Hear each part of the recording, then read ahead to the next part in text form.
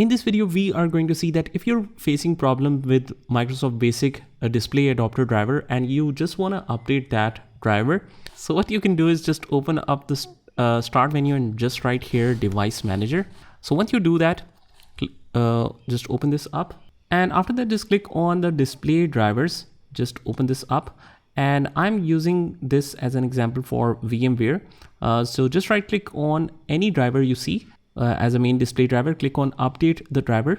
You can search automatically for drivers. If you have the internet connection, it will search the best one for you, and it will search for updated drivers as well if you like. So you can go directly to the website, or otherwise what you can do is just click on update drivers, and you can also browse the computer for drivers, and you can choose let me pick from the list of available drivers on my computer. So any of them should work for you.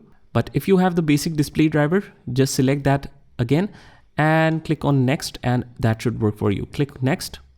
It will refresh the screen, and hopefully it should resolve your display driver issues.